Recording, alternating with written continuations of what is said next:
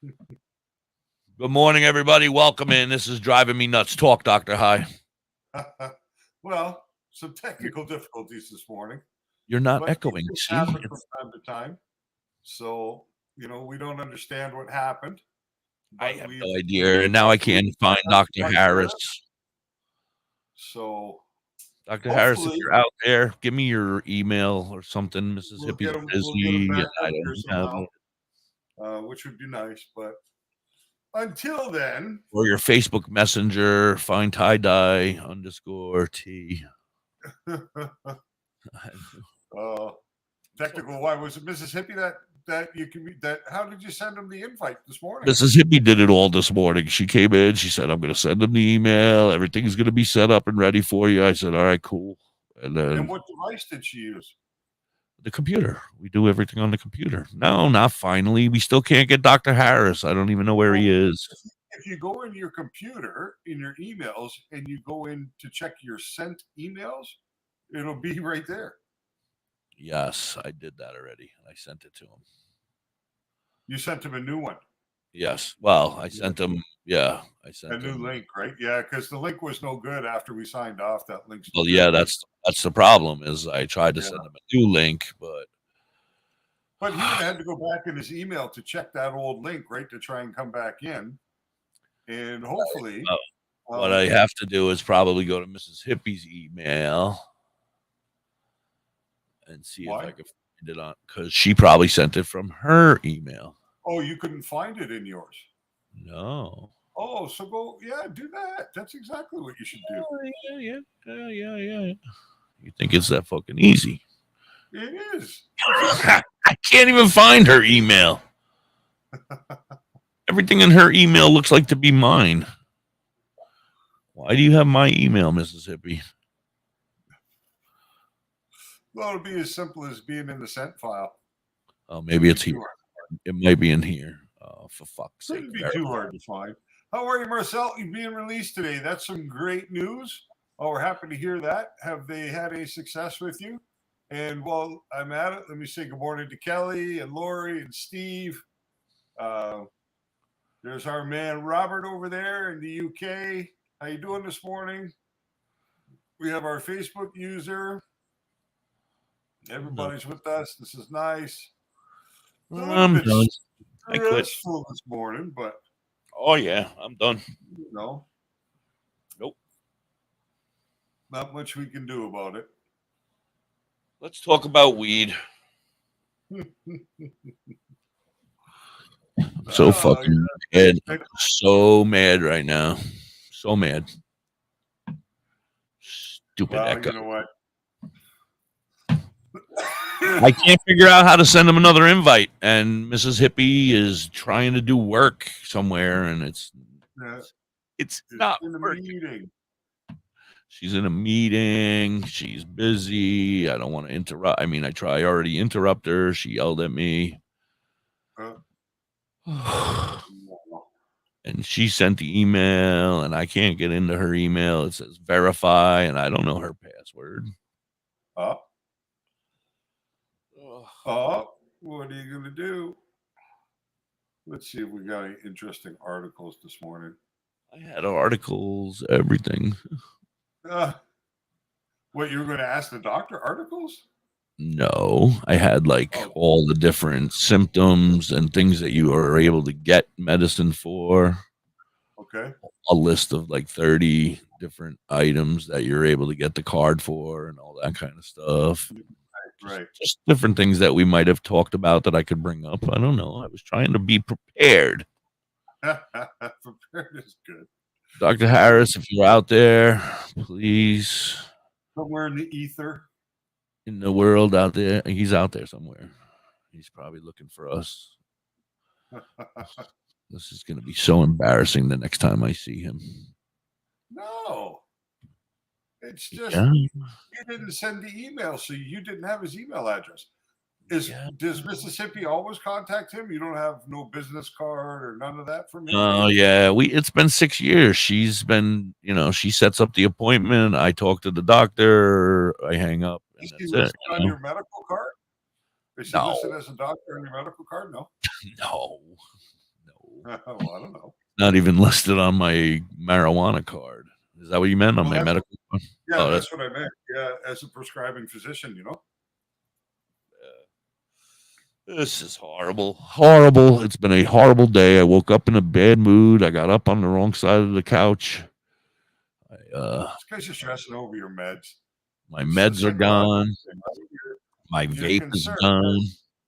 You know what's coming if you don't have your medication. You're not I'm going to already feel in right. pain. I'm already in pain. Yeah. It's a stressful thing. A stressful thing, but you will But endure. I was so excited for today, though. Like I wanted this to Yeah, happen. no, I get it. Yeah, But I'm you know what's going to so happen? pissed. I'm It's going so to happen. pissed. He'll come back.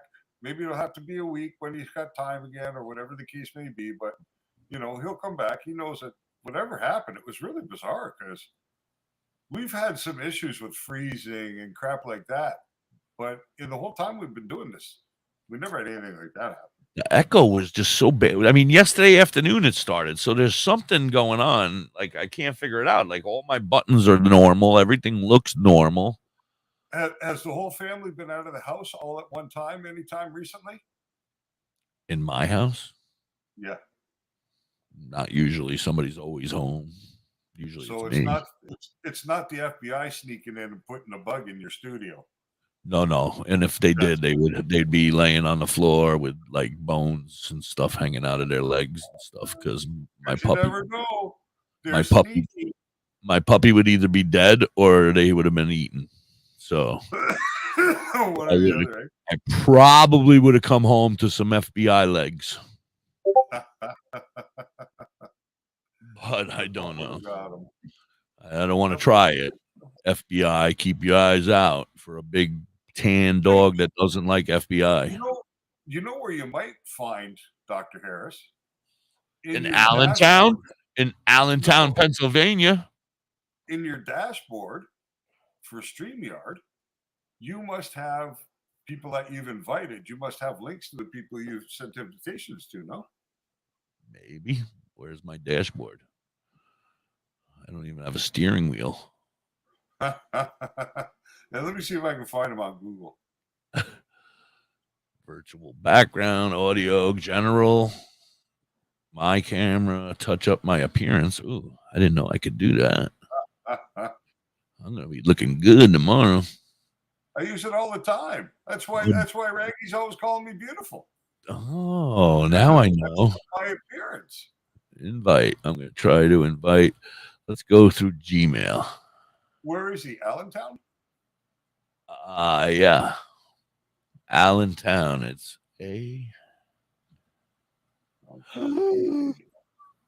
Charles Harris, permanently closed. What? That's not good. He's aimed420.com, right? Yeah, am.420, AMI or am420.com. But I need the whole email, not that. I need like contact. It's like AMIEE. AIMMED. Hold on. AIMM. Yeah. Oh, now he came up. There he is. Hold on. Yeah. Hold on. We might be in business. And I got a phone number. Oh, I don't want to call him. All right. It says view message sent. Oh, my goodness. I hope it works. If he comes in and he echoes, I'm kicking him out.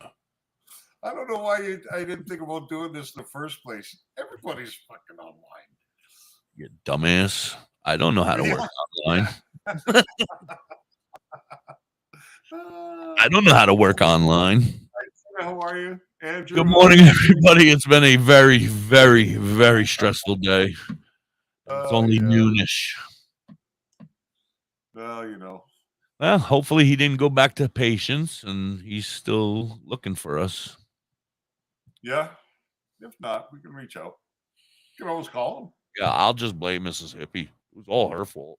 She echoed. It was her fault that we were echoing. She touched something in here when I wasn't looking. I don't know. Maybe there is a medical device, an echocardiogram in his office. Oh, yes. Why would he have a cardiogram in there, though? Echo, yes. Well, I'm cardiogram. saying an echocardiogram, which caused the echo. Maybe, yes. All right. So, Too, right?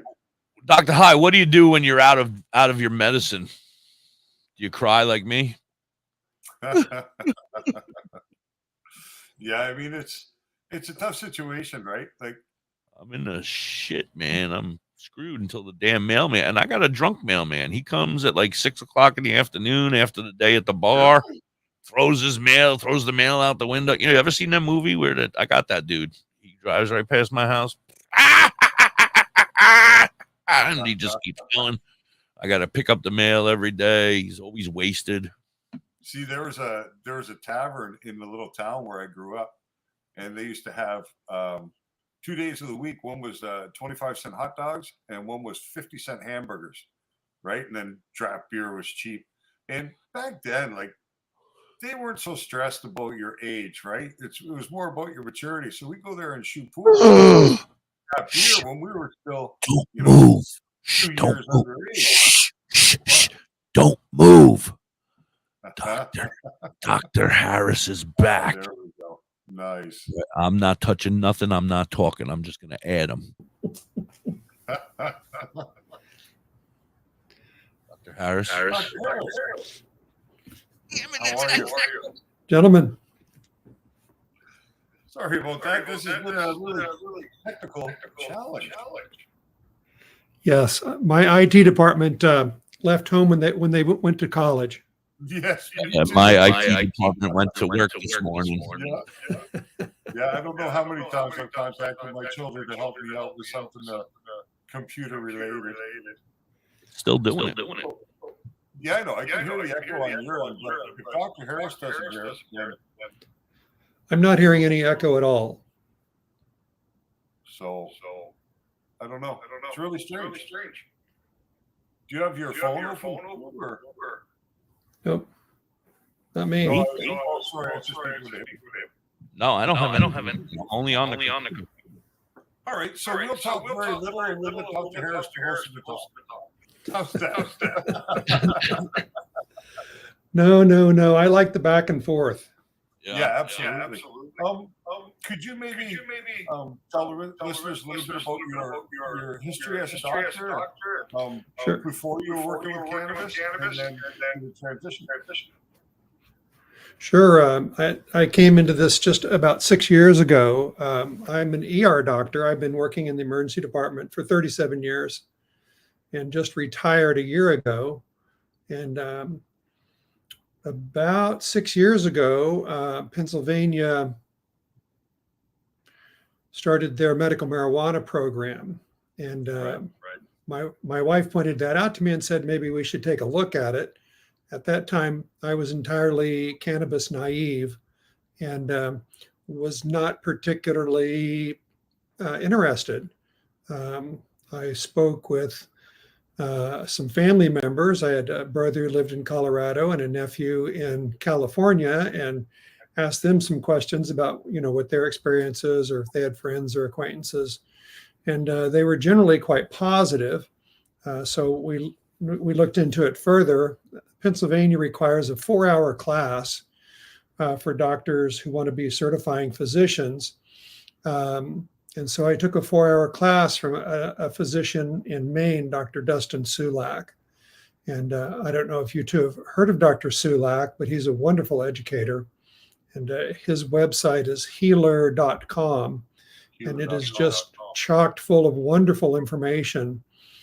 As you guys both know, the internet has lots and lots of information about medical marijuana, and not all of it is very accurate.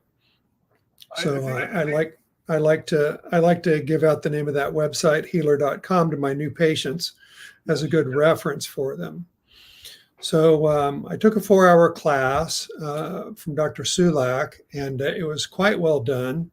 But frankly, at the end of it, I was a little bit hesitant because it seemed too good to be true. And as an emergency physician, I've always been an extremely conservative physician. So I like to practice evidence-based medicine. And, once Dr. Sulak was talking about, how it helped with pain and sleep and other, chronic illnesses. And then he started talking about cancer and how it helps to, improve appetite and help to fight cancer and helps with Crohn's disease and other inflammatory bowel disease. And I began thinking to myself, well, I can't think of it how any one medicine would help all of those different problems. Right. Certainly one medicine that can help take away migraine headaches, I can understand that. And another medicine, and that same medicine helps with Crohn's disease, which is a problem of inflammation in the intestines. And my thought was they're entirely unrelated. How could one medicine do both? It does seem counterintuitive, doesn't it? It does. And in medicine, we have a couple of old-fashioned words in medicine. One of them is a panacea, and it's used usually in a derogatory way to talk about a medicine that cures everything. And there's an even older word called nostrum, and that's actually the opinion that most doctors have about cannabis. A nostrum is a medicine made up of various ingredients. Most of them are secret ingredients that no one really knows much about, and it literally cures everything. And you think of the old medicine wagons of the Wild West in the 1880s, and the Dr. Feelgood and the magic elixir, which was mostly alcohol and laudanum. And of course, it made you feel really good, but it didn't really cure anything. So no, it just simply numbed you to whatever was the ailment, right? Exactly. Dr. Harris. Exactly. Yeah. Do you have speakers on? No. Yes, I have my computer speakers on low. Can you turn them off, or will you not be able to hear us? If I turn them off, I won't be able to hear you. Right. That's not going to work. Yeah, it's just bizarre today, but that's okay. We'll get through it. Yeah, I don't want to. Are you getting quite a bit of an echo from me? It's from us. It's actually from us. Yeah, You seem exactly. to see. But when him and I was sitting here before, we didn't have any echo. As soon as you came in, we got an echo. Yeah. Blame the new guy. Sure. No. I would never blame you. You're my favorite doctor in the whole world. Him, you and him. So let me see. I do have headphones, but I don't think I can connect the headphones to my computer. I don't want to have to send you another invite. Hell. Let me take a look at my headphones and see what they look like. Because when Dr. Harris talks, we don't have an echo. It's only when you and I are speaking, so we can tolerate it, I think. Yeah, I'll just shut up. I don't care. No, I have quite a few connectors here, but nothing that connect my headphone. Let me take one more look in my magic bag. It's the doctor bag that they come in. I have all sorts of connectors for this and that, but unfortunately, wait. Waylon says settings, audio, echo cancellation. But that might be you. I'm going to look right now. I'm on the track of something here. Oh my gosh. What did you do? I already had my Waylon. Yeah, mine on too. As soon as I hit it, it went off. That's funny. How are you, Nick? Hello.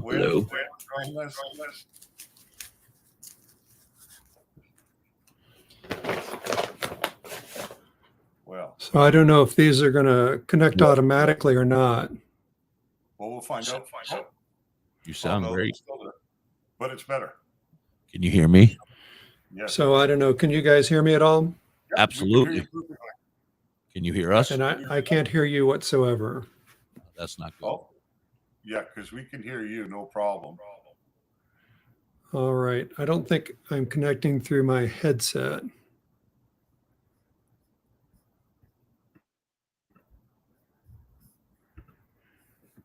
No. All right, just go back to the way we were. All right. We're okay. Yeah, so I've always kind of thought, Dr. Nurse, that some of the doctors that are now actively involved in prescribing cannabis kind of came to that because they either encountered somebody in their practice who had decided to include cannabis therapy in their regular treatment regimen for something they had and had an incredible result, which made the doctor really curious about what it was and start to look into it, or somebody like a family member who's used cannabis along with traditional treatments for something they had encountered.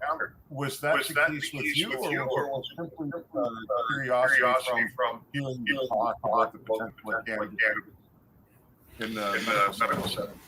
Well, it was a bit of a combination, but mostly, once I took this 4-hour class and started looking at references, the lecture that I took was quite well referenced. So I started pulling up papers and reviewing the papers, and they were generally really well done and published in prestigious journals, peer-reviewed journals, and some pretty good evidence. And my first thought was, number one, this is quite fascinating, and number two, why don't doctors know all of this? And we don't. Most doctors know zero about medical marijuana, the endocannabinoid system, the effects that cannabis has on the human body, and even the fact that our brains make its own cannabis. Right. Yeah. Its own cannabinoids. Exactly. Because I don't have my card yet, Dr. Harris.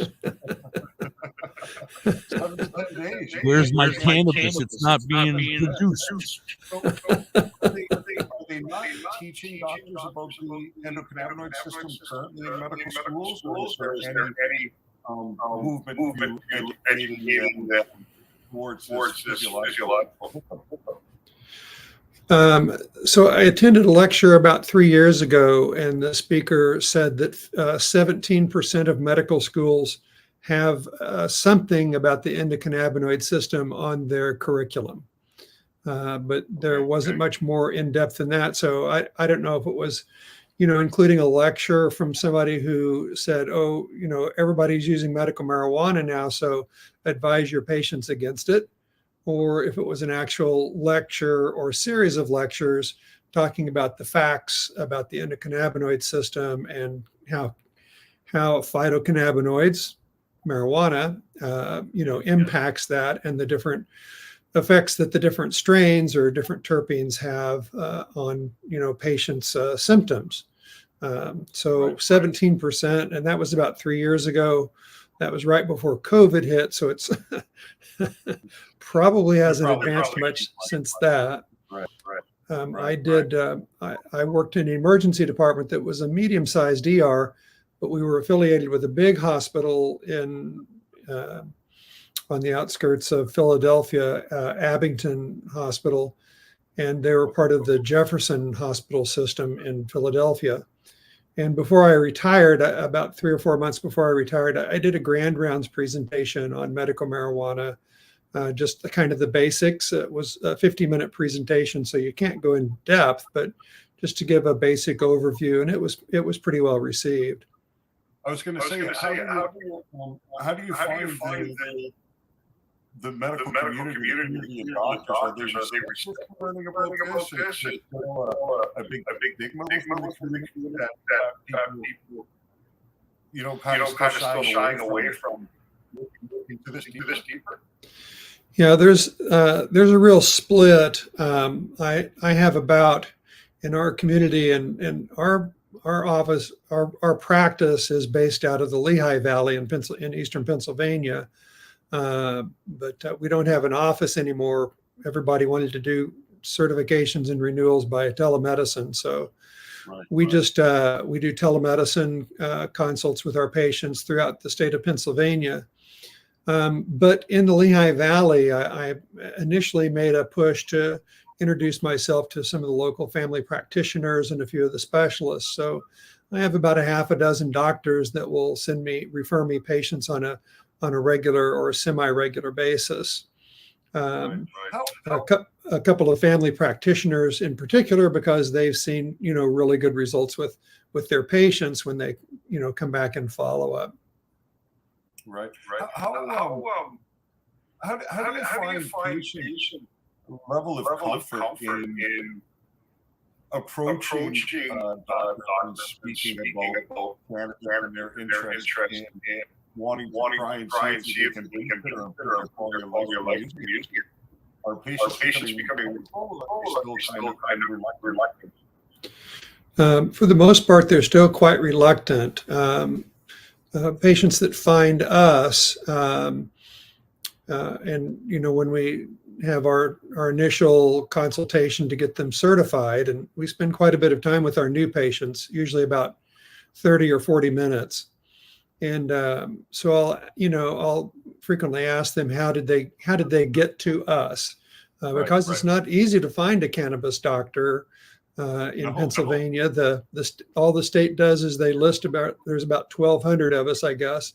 They just have a list, and there's really nothing else. I think there's a phone number, and that's about it. And especially early on, we would have patients call us, and when we called them back or picked up the phone, they would say, "Oh, thank heavens, I've called 15 doctors on that list, and only 3 of them have returned the phone call, and none of them will see me. You're the first doctor, that's willing to work with us and get us certified." Well, Dr. is really important for that reason.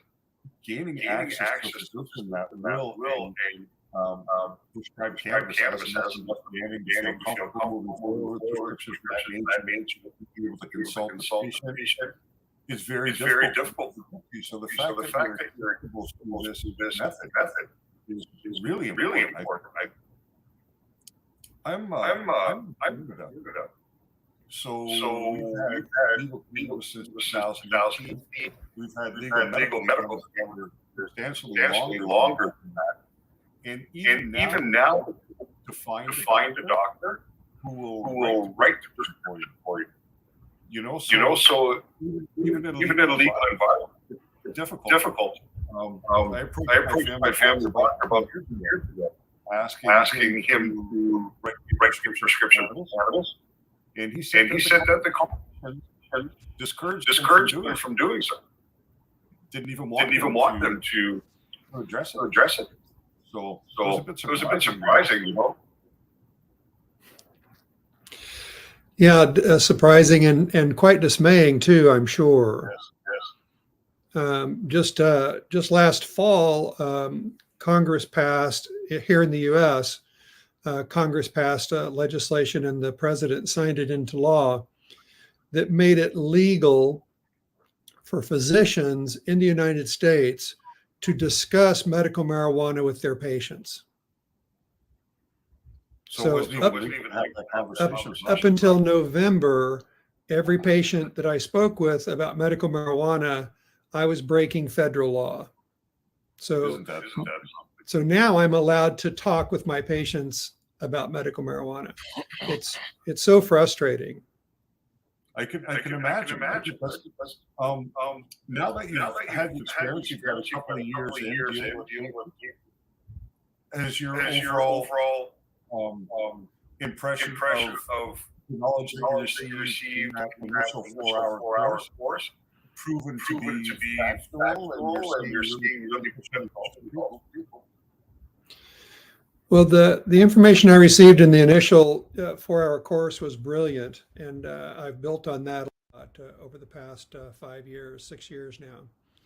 And 6 years into this, that makes me one of the old guys. Right. Yeah, absolutely. Any other specialty like emergency medicine, 6 years into emergency medicine, I was still kind of a newbie. But 6 years into cannabis, and there's few doctors that have seen, that have had the experiences that I've had and seen the results that we've seen with our patients. So I read a lot, and almost everything I read is in regards to cannabis and its effects on the human body and different illnesses that it can be improved. when something new comes along and my patients ask me about it, and unfortunately, I usually have to defer because, for example, Delta 8 THC has become very big here in the U.S. Yes. And I'll have patients that, oh, I bought my gummies at the gas station and they're working just fine. I'm going like, well, that's not regulated, tested, approved cannabis. That's Dr. Harris, yeah. do you? I mean, you're in Pennsylvania. You can only take care of people in Pennsylvania, right? That's correct. Yeah. I went to a festival a couple weeks ago. I don't know if you heard of it, the Canafest up here in up by me, Poconos. There was a woman walking around saying, "Don't go to your doctor anymore. Go to us. We can get you your card for $60." What's that all about?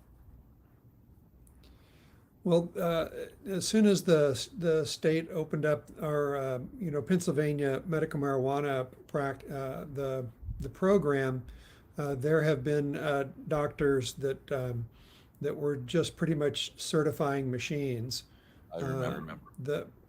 Probably the two biggest problems with that is that from what I've been told by patients that followed up with us but got certified by some other doctor initially, the two biggest problems were, number one, they didn't require any medical records. So you could just call them and say, yeah, I have terrible back pain, and they would say, okay, here's your card, and which I find quite shady. And the other is that there really wasn't much teaching or follow-up going on. Now, as I said, we spend, between Colleen, my wife, who's a cannabis nurse, and myself, we spend 30 or 40 minutes with our new patients. We like to get them a good, some good basic information. At the 1 year follow-up, I still spend another 15 or 20 minutes with patients if they need it. Certainly at the 1 year follow-up, some of my patients say, nope, doing great, still on the same, products and no side effects, and I'm doing fine. And those conversations are 5 minutes at most. But still a significant number of my patients need some direction. They've forgotten some of the things I told them a year ago.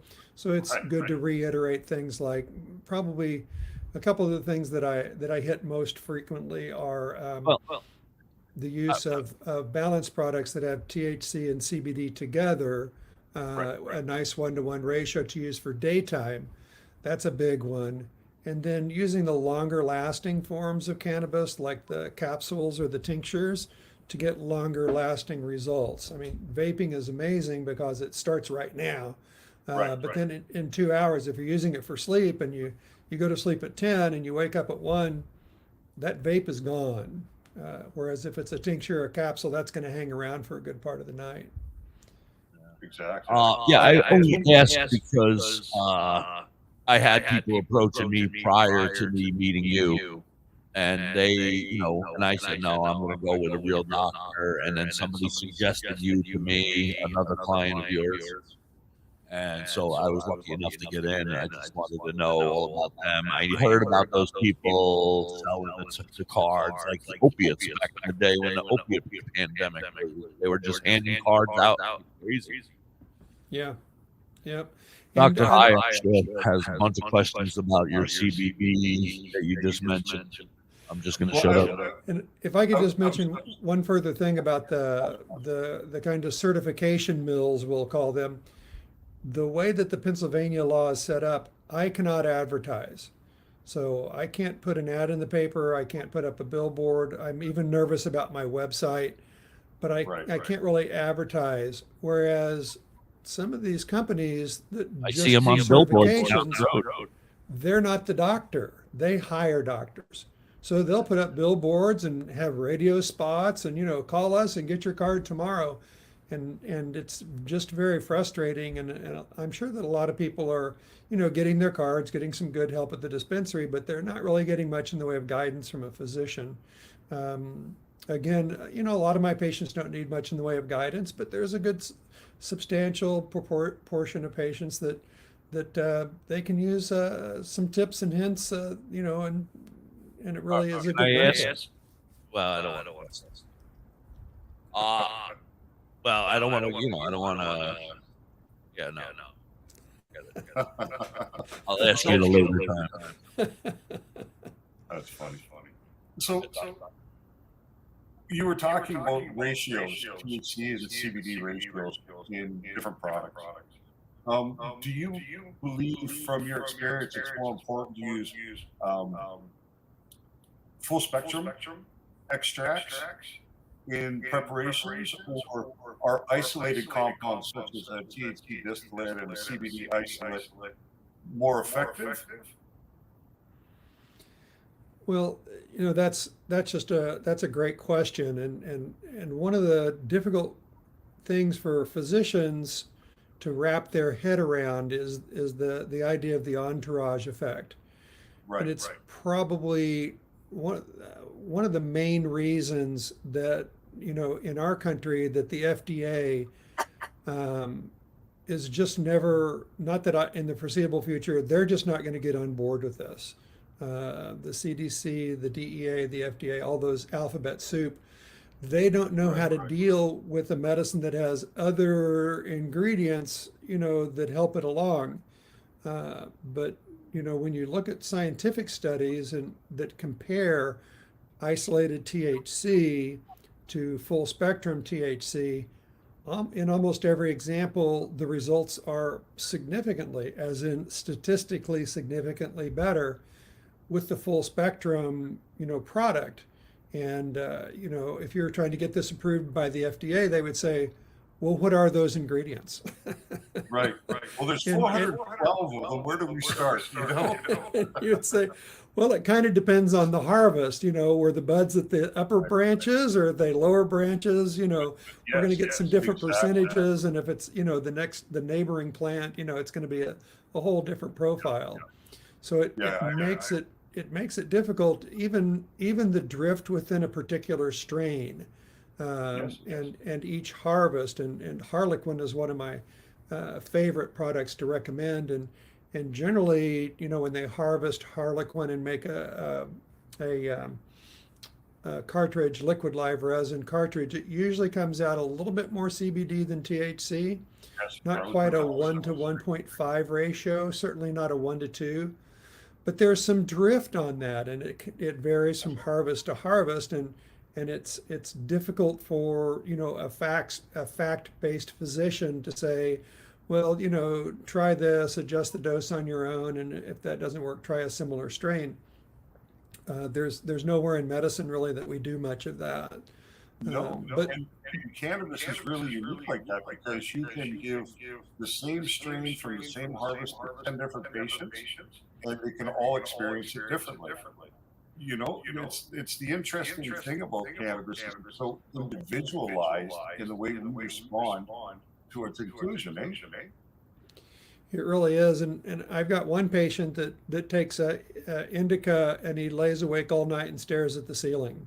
He said, indica does not put me to sleep. A sativa, I'm out like a light. I'm going like, well, physiologically that doesn't make any sense whatsoever. But if it helps you, then do that. And my patients who are cannabis naive, especially my generation, they're very skeptical about all of this anyway. And when I say, well, experiment around with doses and strains until you find the ones that work the best, that's not very reassuring to them. So I always try and buffer that by saying, this is okay because cannabis is such a benign medicine. I mean, yes, you can take too much and you can feel very uncomfortable for a few hours, but that's really about it. You could smoke your entire cartridge and you're not going to die from that. You're going to feel pretty bizarre for a few hours, but you're not going to pass away. There are little or no THC receptors. Some say good. Are there any specific medical conditions where attempting to use cannabis to deal with it can actually be detrimental? Yeah, the two diagnoses that I worry about most in my patients are certainly the top of that list is schizophrenia. And with schizophrenia, there's no great studies. I just read a paper. I read a review of a paper just last week that they looked at schizophrenia and they found that many of the patients reported relief of symptoms by using cannabis. However, THC and schizophrenia, in my mind, from what I've read, don't go really well together unless you're talking about really low doses, predominantly indica, or best mixed with CBD. So if I have a patient with schizophrenia, I will put them on a concentrate restriction, and I don't restrict my patients. So we have a group in the Lehigh Valley that puts flower restrictions on all their patients. So when they come for a renewal, they come see me. Right. Because they don't understand it, and it's the lawyers. But when I have a patient who's under the age of 21, I'll put them on a concentrate restriction because high dose THC is not good for your brain at that age. No. And if I have a patient with what's that? That mind is still developing for a few more years when you're a 21-year-old. Yes, yes, it is. Dr. Harris, you can, like, I know my kids are both, well, my daughter's 23, so she can do whatever she wants, but my son is 18. He technically can get a card. I heard that. But you can put a restriction on it here in Pennsylvania? Oh, yes. And I do. Any of my teenage patients, and it's a little hard making that transition from 17 years to 18 years. They go from having no card to getting their own card, and the parents are going like, I don't want him going to the dispensary and buying shatter and butter and all the 92% concentrated THC. And I said, well, there's two ways to deal with that. Number one, I'm going to put a concentrate restriction on him anyway. And number two, continue to get your caregiver card so you can go to the dispensary together, which is a great experience anyway. Do you do caregiver card? No, actually, you don't need a physician for a caregiver card. You can sign up for that in Pennsylvania's system. You just sign up. You have to have a criminal background check and pay them $50 for your card every year. But I'm pretty much out of the loop as far as the caregiver cards. I advise a lot of our patients on how to sign up for it. Yeah, Mississippi has to get hers. There's times when I got the gout and I can't walk. Yeah, exactly. And your wife could get a caregiver card and go to the dispensary for you. She just needs to go to the. It's basically a matter of going to the Pennsylvania website, medicalmarijuana.pa.gov. Card normally. What's that? Where I pay for my card normally. Yes. Okay. And then she'd have to register as a caregiver, and then once she gets her background check finished and pays her $50 and gets her card, then to go back on your portal and add her as a caregiver. It's not too difficult. Okay, that's awesome.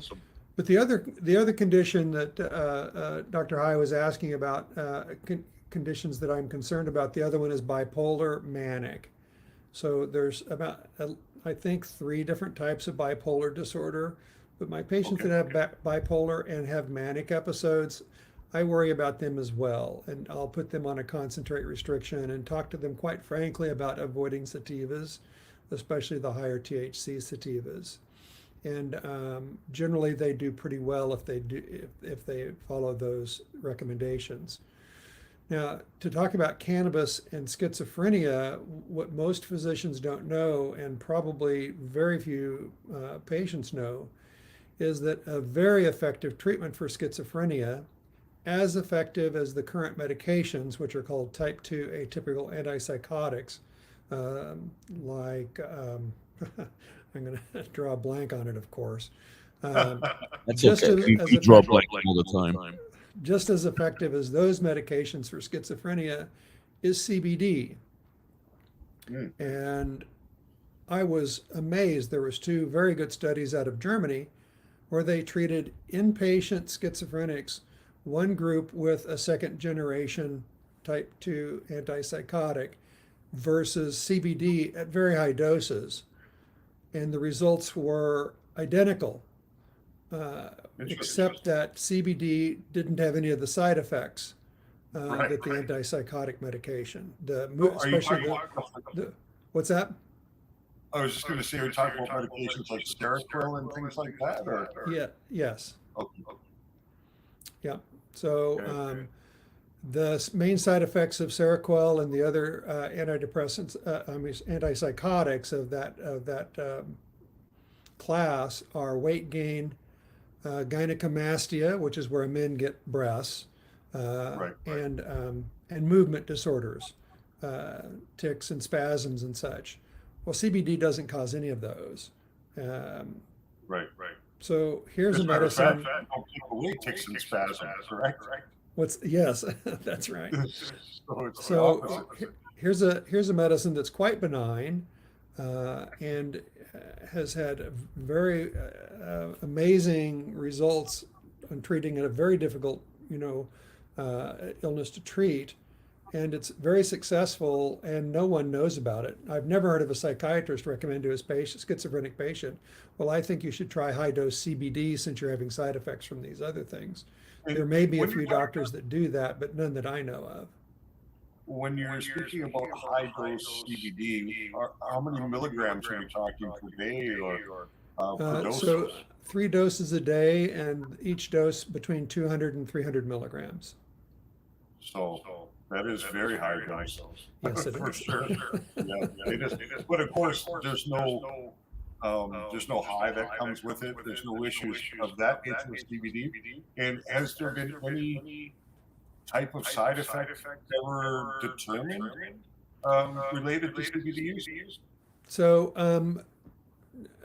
some people, probably about a third of patients, get drowsy when they take CBD, and in autistic kids, and we see quite a few, about 15% of the autistic kids don't tolerate CBD very well.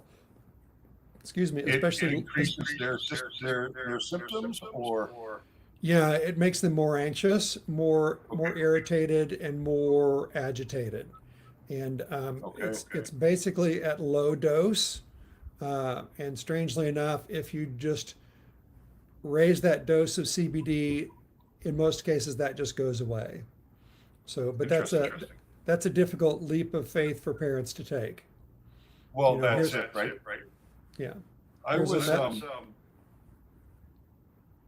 sorry. I was just going to say I had the fortune of for about 2 years helping match patients to doctors who would consult with them, and if they felt it was required, issue them a prescription for medical cannabis here in Canada. I sat in on every conference, close to 100 patients with the doctors. I absorbed a lot. One day I had a nurse come to me who had a 12-year-old son who had rage disorder. He was autistic. And she wanted to explore the potential of cannabis for him.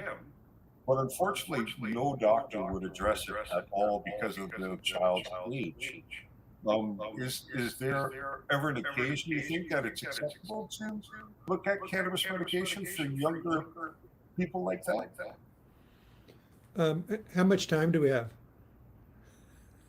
Oh, we usually run 2 hours, so we have time. It's really about how much time do you have? Because I can go on for several hours about cannabis and kids. Oh, we do.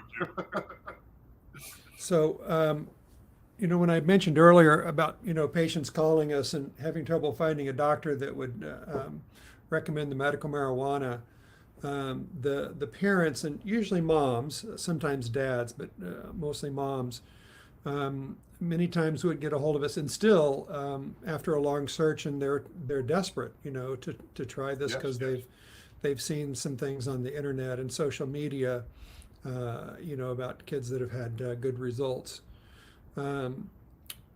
We opened our office, and we had the cutest little office. It was literally a little log cabin out in the country in the Lehigh Valley. It was wonderful. And we opened that January 2018, and the patients, were trickling in. But within a couple of weeks, we saw a kid. We had 2 parents bring their child in who had autism. And it was on our list, and they said, will you, certify our child, for the medical marijuana program? And I figured since it was on the list, it had to be okay. Somebody must have looked at it. So I said, okay, we'll do the certification. And then we got a few more appointments for some more kids because word gets out. And I was rather, I don't know if frantic is the right word or desperate, but I was really looking, searching for articles that might help me justify, recommending marijuana for kids, because, the legend is that it's that it causes schizophrenia. So if you have a kid in their mid-teens who's a heavy marijuana user, their likelihood that by their early 20s they'll be diagnosed with schizophrenia goes up. And depending on the survey, anywhere from twice the incidence to 4 times the incidence of schizophrenia.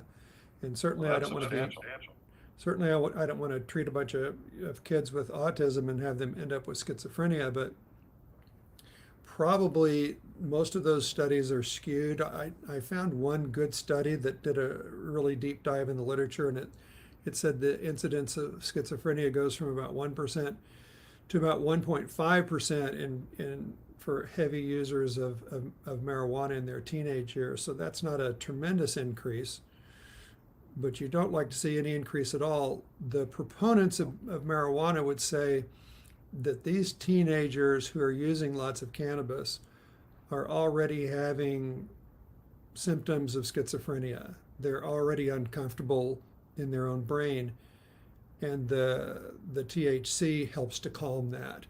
And it helps up to a point until they hit their early 20s, which is when schizophrenia usually rears its ugly head. And then the schizophrenia gets the best of them, and they're off to the psychiatric hospital and end up on the antipsychotic medications. Right. So, the causality hasn't really been shown. Although there have been some good studies that show how THC kind of restructures the architecture of the brain that could lead to schizophrenia. But I have to tell you that my kids that I approve for autism, they all have autism. So their incidence of autism is 100%. And far and away, the kids that we see with autism have profound autism.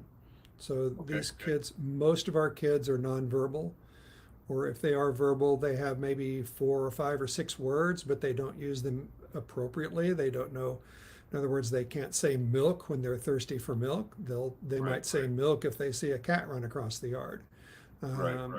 Many of them have self-injurious behaviors, and I can't imagine anything more horrifying for a patient of a 6-year-old than to watch them throw a major tantrum 8 or 10 or 20 times a day, where they just bang their head on the floor over and over and over with no apparent trigger.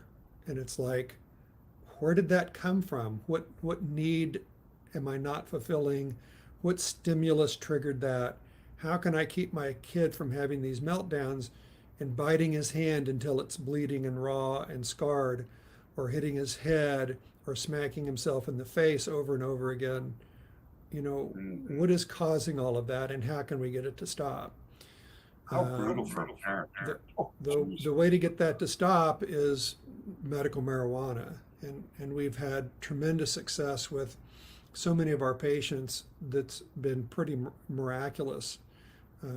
So, when you look at the biochemistry of it, and the neurodevelopmental biology, and how nerves are formed and synapses, and the chemical, what goes on there, and the inflammatory changes that go on in brain. There's lots of studies that give us a glimpse, but very little in the way of hard evidence.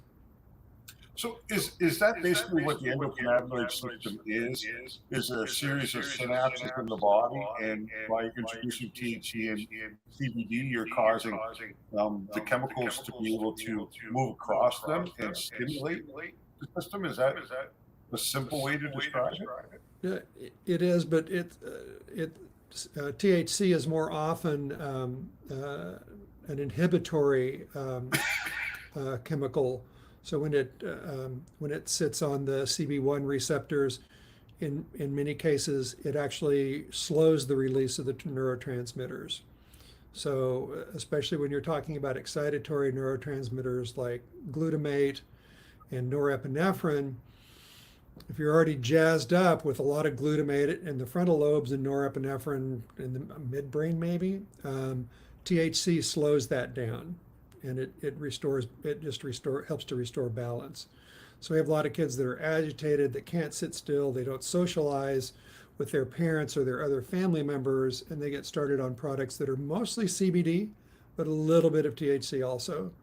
And now they're able to sit through. I mean, I get emails from mothers saying, my son sat through dinner, first time ever. He's 8 years old. We got an email from a dad one time who said, well, you certified my son. We got him started on the medical marijuana, and my wife was crying all night last night because for the first time at age 12, he sat with the family, sat still through an entire Disney movie with the rest of the family and enjoyed himself. So there are imbalances there that need to be brought back into balance that CBD and THC can do. There's a lot of inflammation in many of the conditions that we treat: fibromyalgia, Crohn's disease, ulcerative colitis, rheumatoid arthritis. Those are all inflammatory diseases. Well, autism has a very big inflammatory component, and cannabis is a very good anti-inflammatory, especially for the brain. So it works on a variety of mechanisms to help calm down the hyperstimulation and restore balance to pathways that need to be back in balance again, and to calm down the inflammation. I mean, when I see these kids in the office and they're so agitated and so restless, I just think of their little brains being just smoldering, just on the edge almost on the edge of having a seizure. Just, they're just like this. And the cannabis really calms that down. Would that be the reason that they're saying that there's potential for cannabis when you're talking about ADD and ADHD also? Because it has the ability to slow the mind down, or? Yes, I've not really looked into that a lot. I think there's a lot of potential there. The sativas probably can help quite a bit with adult depression. Again, you have to be cautious that you don't go too high on the dose and trigger anxiety and paranoia. But probably through a similar pathway, you could probably help kids with ADHD as well, because adults who use sativas tell me that it helps them stay focused on the tasks that they need to stay focused on during the daytime. Just low dose sativa, and I'm just able to focus. The rest of that crap that's always invading my thoughts is just put at bay for a while, and let's just stay focused. That's, in a simplification, probably what the stimulants do to the dopamine system. The patients with ADHD are prescribed speed pretty much. Yes, exactly. And it burns out all the dopamine, so you're not left with very much of it, and helps with the symptoms. So that's what it does. It actually causes your body to expel it all at one time, and then it takes time to regenerate. I didn't realize that was the intent behind it. But yeah, I know it. When I read that about a dozen years ago, and I'm going like, well, that's an interesting approach to neurobiology.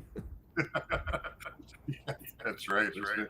So, in your opinion, how important is the endocannabinoid system in regulating other systems within the body?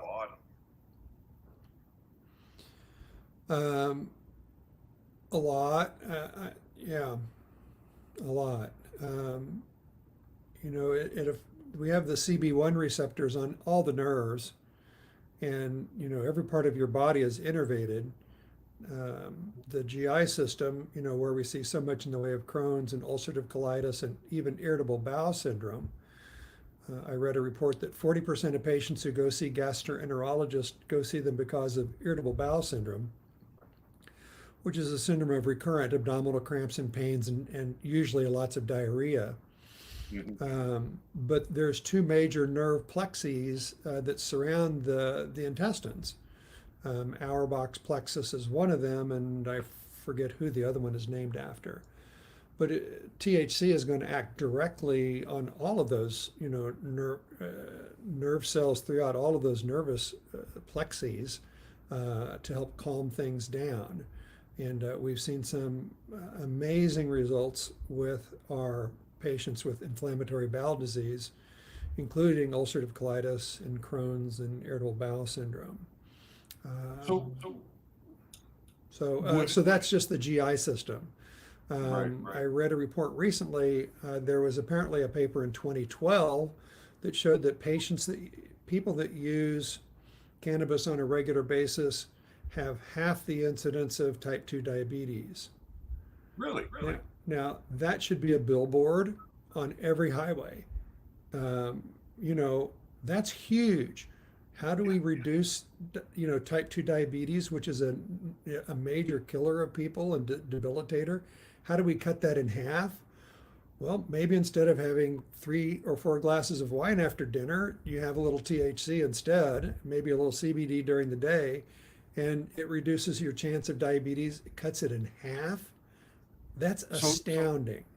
And that Type was 2 published. diabetes is more of a lifestyle type thing that you're not necessarily predisposed to unless your lifestyle is one that causes it to happen. Is that how type 2 diabetes occurs? Well, I think there's a pretty good genetic component, but yes, it's a lot of it is lifestyle. And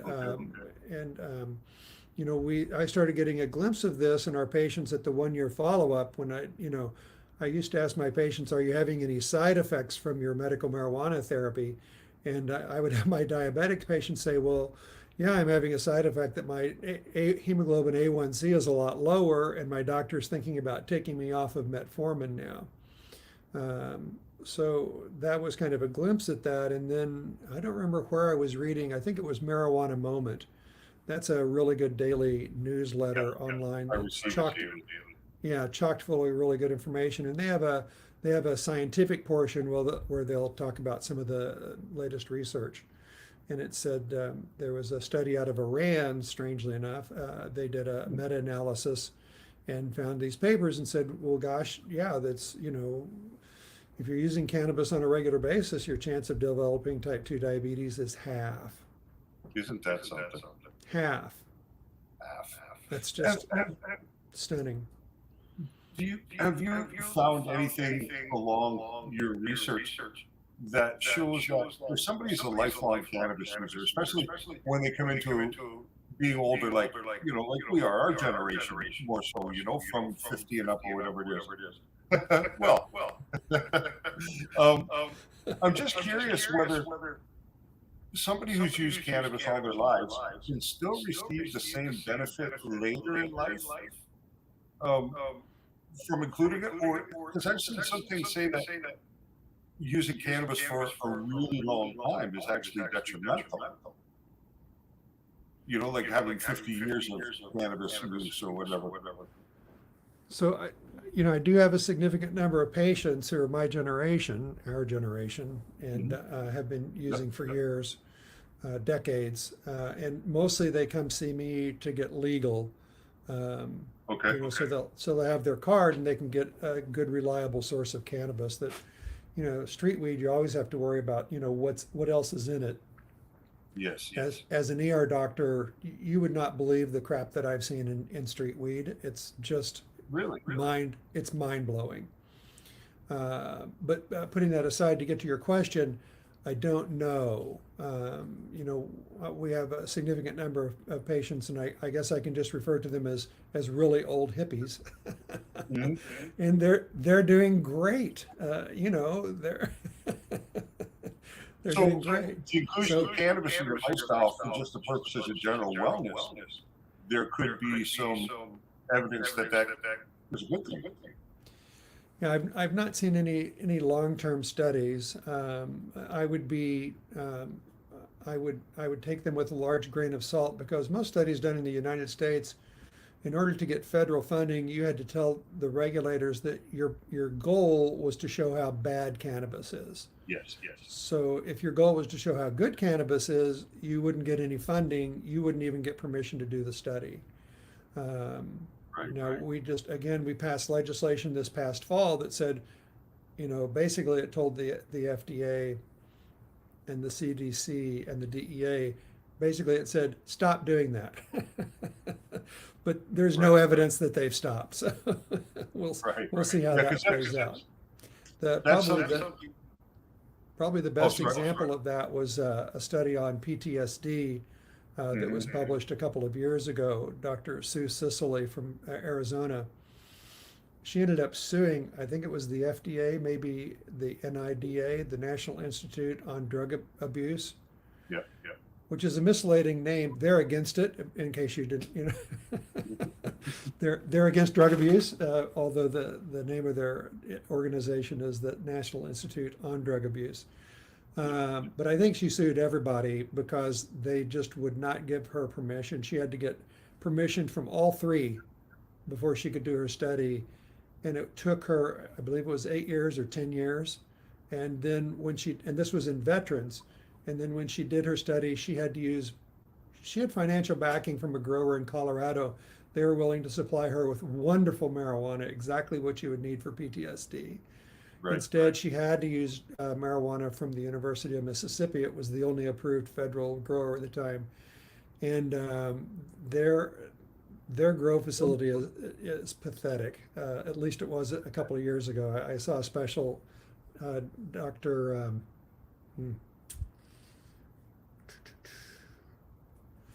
He's the TV doctor that did Weed 1, Weed 2, Weed 3, Weed 4. Dr. Sanjay Gupta. And I think on Weed 4 or Weed 5, he did a tour of the facility there, and it was appalling. I've had the opportunity to tour 3 different grow facilities, and they're just fascinating. It's just a wonderful experience. Seeing all the plants in the different phases and the way that they treat them so lovingly and manage their the humidity, the temperature, the wind movement through the facility. The lighting, of course, is extremely important, and the different grow phases and maturation phases that they put the plants through. And then you look at the facility from the University of Mississippi, and you're just going like, that's embarrassing. So I spoke with her after she published her report. She didn't have as good a results as she had hoped she would get, and she said it's because the marijuana they supplied her with was really suboptimal. I mean, when I think about doing a study for veterans and PTSD, if all I had was sativa, your results are going to be horrid. If all you have is indica, your results are going to be pretty darn good. If you have indica for nighttime and balanced THC CBD during the day, you're going to change a lot of people's lives that way. And your results are just going to be eye-popping. Who are you going to get to fund that study? No one that I know of. What government agency is going to approve that study? No one that I know of. So you just have to do it on your own and just that's the problem, right? Is that nobody will allow these studies to go forward. Nobody will fund these studies. So they're restricting the potential by not allowing proper access to universities and different areas to study. Because I think a lot of what you see now, the trials are not so much clinical as observational, right? And a lot of the papers that you see. Absolutely. Yeah, and I listened in University of California, San Diego. They're doing a study on CBD and autism, and I listened into they have something called UCTV, University of California TV. It's really kind of fascinating. You get to see some really great lectures there. But the lead scientist gave a presentation. They haven't published their results yet, but they're still collating their data. And she said, we're using Epidiolex, which is the CBD product from Great Britain. And she said, and I think there's some, it's CBD, and I think there's some THC in there. And it was 2016 or 2017 when they first proposed that. Here it is 2023. They've just finished gathering their data. It may be another year or so before they publish. Okay. I mean, how many kids have been diagnosed with autism over the past 7 years? tens of thousands of kids. Right. And they're doing a study that's already been done.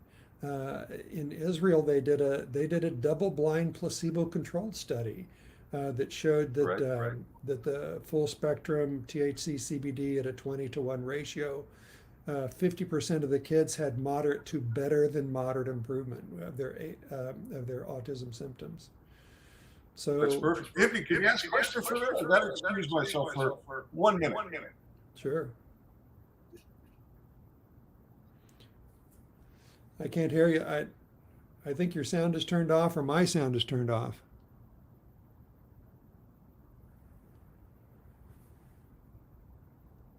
Yes. Oh, there we are. Sorry. My bad. I don't know how the mute came on. Anyway. Well, Dr. High has some great questions. Oh, he's amazing. Yeah. He's amazing. I love him. Anyway, I wanted to ask you about my friend Lori. Her mom, I'm pretty sure, has rheumatoid arthritis, but she's an older woman, and she's totally against that marijuana thing, you know. So I was hoping that maybe she said her mom's gonna watch this later when she comes home. Just give her some examples of whatever, you know. She needs to know the bomb, the lotion, anything. Yes, it's very difficult with the older patients, my age, my generation, and the next generation above, because I feel like all of us, because we were pounded in our heads as bad. So anybody from my age and up have always had that, you know, it's been bad. And so they have to get through to these people, especially the older folks, that it's not bad and it's medicine and it can help you. it is difficult. And I'll have people call me with exactly that scenario. My dad, my mom, they would really benefit from this. How do I convince them to take a look at it? And one of the things I recommend is to find those specials that were done by Dr. Gupta. He's a well-known, well-respected doctor, and he was completely against the medical marijuana when it started coming out, until his viewers started kind of pounding him and saying, Dr. Gupta, please look at the scientific evidence. Look at the evidence, look at the data. There's not a lot of it, but by gosh, in California and Colorado, we're having some great results. Yeah. So the only issue I see there is blue and red. And, you know, Gupta's on CNN, so all your red friends are not going to watch. They don't believe anything he says, because if you remember during COVID, he was one of the people telling everybody to do all the stuff, and a lot of people didn't like him. Yeah, I understand. Nonetheless, his specials were really quite well done, and he started off with weed one was the kid out in Colorado with Charlotte Figge, and he did a very good coverage of her and that journey. 2, 3, 4, and 5. I don't remember specifically, but he covered a lot of territory and did it really well. 6 just came out a year and a half ago, and it was on autism. And he didn't take as deep a dive as I would have liked him to, but he still did some very good coverage with that. So so that is a good place to start. As far as, you know, I pretty much only have, you know, stories to tell. In medicine, we call those anecdotes, of course, or case studies. Our oldest patient came to us when he was 92 years old, and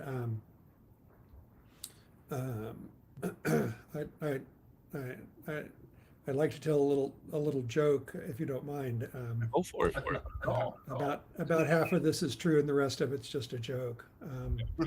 So we have this guy. He's 92, and he comes in for his 1-year follow-up, and his daughter brings him in, and he's sitting there talking with me, and his daughter's sitting next to him, and I asked him how the medical marijuana has been doing for his pain, and he said, "Oh, it's been great. It's been great. I thought I'd have to stay in the recliner for the rest of my life. Now I can get up and about more easily." Said, "I'm even able to go to church on Sundays now. I can sit through service and get up and about using my walker a lot more easily. It's just been really amazing." And I said, well, that's just great. Have you had any adverse effects or any side effects from it? And he said, well, yes. He said there was one strain, and it seemed to give me some memory difficulties. And I said, oh, that's not terribly unusual, but just for one strain, what was that strain? And he goes, well, the strain. He said, there's a flower, and it's red.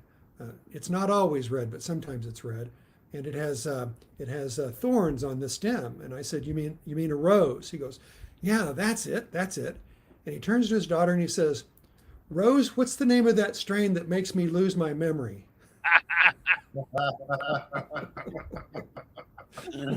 Oh, that's good. Now, there were some interesting studies done in Israel with low dose THC and Alzheimer's, correct?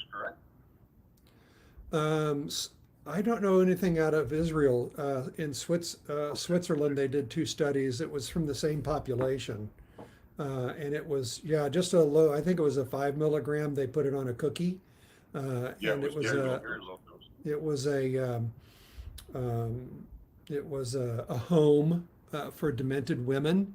And a lot of the women would just wander the hallways screaming and crying and just, very distraught, causing a lot of disturbance with the other patients. And I think they took 20 of them and put them on a marijuana cookie. I think it was just either once a day or twice a day, and had some pretty amazing results, as you might imagine.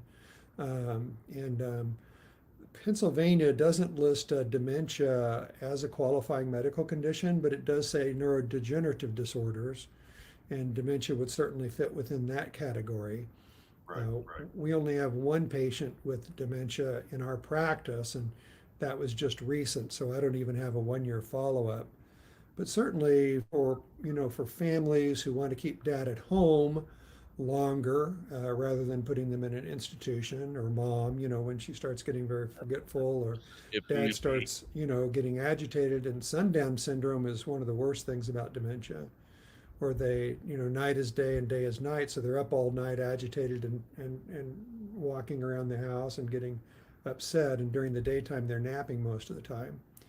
THC could potentially have a great effect in turning that around, getting a good night's sleep, being less agitated during the daytime, without that huge fog that the antipsychotic medications, produce.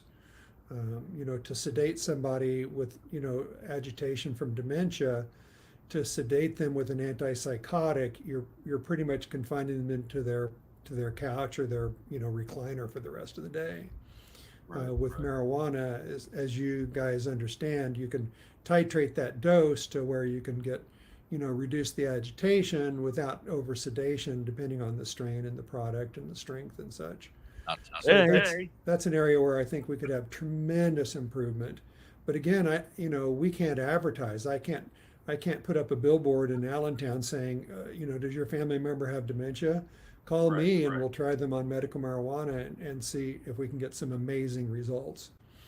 So it's very frustrating. Well, when you can, let me know and I'll run a commercial for you every day. Thank you. I don't want to get you in trouble. And if I could use another, so to finish up on my patient, my 92-year-old, so most of that story was true. The part about the rose was from an old joke that I incorporated. But he did say at 1-year follow-up that he was much more mobile, having a lot less pain. He said, Doc, he said, I was against this, and my daughters, God bless them, they made me come see you a year ago. And when I started on the medical marijuana, I would not tell any of my friends. I didn't tell anyone that I was taking marijuana. He said, and now a year later, I tell everybody that I meet. Dr. Harris, we had a guest on yesterday, and we talked a lot about RSO. What is your feeling, and how do you feel about all that? It's terribly sticky and it tastes foul. That answers my question from earlier. Does Dr. Harris partake? But having said that, it's an incredible medicine.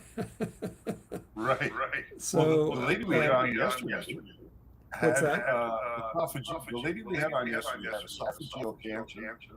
She had a tumor that they couldn't put the stage on, so they had put her a stage X on the tumor. She started to, she followed the traditional treatment, but then somebody suggested that she try RSO. She wasn't familiar with it, but she gave it a try. And she's now been 3 years in. So it was a really interesting story to have from her yesterday. Yep. Yeah, we see that a lot. There's a podcast from a couple in Canada that Canada Health Radio, I think, I forget, and they talk every week to usually cancer patients that are having good results. But again, it's hard getting studies approved here in the U.S. I mean, worldwide, as far as I know, there have been 2 studies on cancer and cannabis. Both of those were done for glioblastoma multiforme, which is a very aggressive type of brain cancer.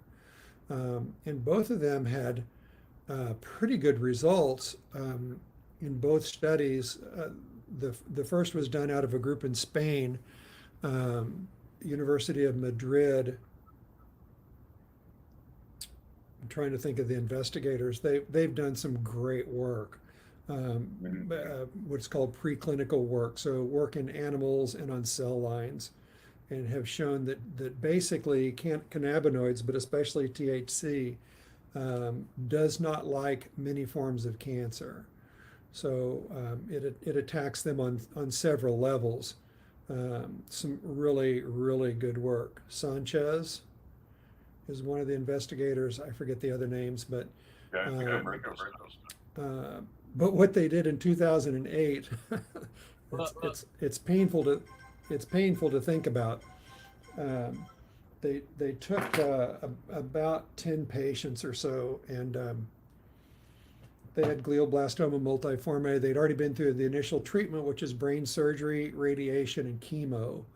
And then a year, 2 years, maybe 3 years later, there's a recurrence, which is pretty typical.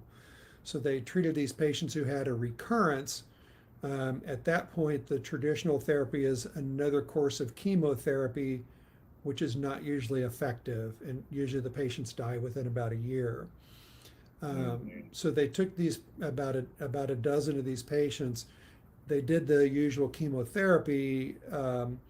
In addition to that, they put a catheter into the tumor cavity and infused THC into that. And they followed the patients along, and the patients that got the THC infusions actually had a longer survival. I would say about 50% longer. So typically the patients that didn't get an infusion lived for about 10 months, and the ones that did lived for about 15 months. Don't quote me on that. Those numbers are just out of my brain. But it's an interesting result. It's an interesting result. GW Pharmaceutical, they're the ones that have Epidiolex approved in the U.S. for treating seizures, uncontrolled seizures in pediatric patients. They did a study about 3 years ago where they took 40 patients with glioblastoma multiforme, pretty much the same situation. They had been treated initially with surgery, radiation, chemotherapy, had a remission for a year, 2 years, maybe 3, and then had a recurrence, and were started back on chemotherapy again. They put them into 2 categories. Half got Sativex, which is a combination of THC and CBD together, and the other half got placebo. And they wrote a white paper initially. A white paper is a scientific paper that never gets published, but just to say, here's our results. The patients that were on the Sativex, and I think it was 35 milligrams of THC a day and 35 milligrams of CBD a day, which if you're trying to treat cancer, that's a really low dose. But still the survival rates were better in the treatment arm. And I think they were significantly longer, like 50% longer survival. So you wonder, what if we added this to the initial therapy? And indeed, the folks in Madrid, in Spain, they did a preliminary proposal. They were going to do that. But then, as far as I know, the last time I looked was about a year ago, and they never really got that underway. But that'd be a great study to do. Again, you'd have to get approval from a bunch of different people, and then find a drug company to sponsor you and such. But glioblastoma multiforme it's a rare brain cancer, but it's not horribly rare. And if these chemicals, the CBD, the THC, can knock that back, if they can help the traditional chemotherapeutics, the radiation, the surgery from the get-go, we might find a cure, or at least a way to dramatically improve the 5-year survival. I have one patient with glioblastoma multiforme who's still alive. He came to me already in treatment. He had had his surgery and chemotherapy about 4 or 5 years earlier. So when he came to see me, he was already stable, and he said, yeah, I've been using weed for a decade now. And he said, I just want to be legal here in Pennsylvania. So we got him his card. And every year I ask him, I'm going like, so what are your images showing on your brain cancer? And he goes, it's not going anywhere. It's not any bigger. It's not any smaller. It just stays where it is, which is pretty remarkable for glioblastoma multiforme. So more power to you. Yeah, absolutely. Yeah, because I think most of the conversation around cannabis and cancer is kind of about mitigating the side effects from chemotherapy, correct? The nausea and increasing appetite, and that there's not a great deal of conversation yet on the ability of the compounds found in cannabis that cause like cell apoptosis in tumor development and things like that, correct? That's correct. And again, it goes back to the notion of trying to do research on cannabis in this country. If you were to apply to the FDA, the DEA, the NIDA, for approval for a study to look at 100 patients with pancreatic cancer, and half of them you're going to put on really high dose of cannabinoids, and the other half, placebo, the answer was automatically no. Because you were trying to show a benefit from cannabis. Right, and there's such a high mortality rate with pancreatic cancer. There's really not a lot of danger in actually conducting a study of that nature. So the goal of chemotherapy is to find a chemical that is so caustic that it kills the cancer cells without killing your own native cells. So they haven't found any of those. So basically, it's a race to kill the cancer before you kill the patient, and then that's a success. That's appalling. I mean, they've helped literally millions of people and found some great chemotherapeutic cures for a lot of different cancers. But cannabis doesn't kill patients. Cannabis doesn't have adverse effects to the lining of your stomach like aspirin does. It doesn't hurt your kidneys like ibuprofen does. It doesn't hurt your liver like Tylenol does. It doesn't really have any adverse effects unless you're 15 years old and you're using lots of THC. It's going to change your brain structure some.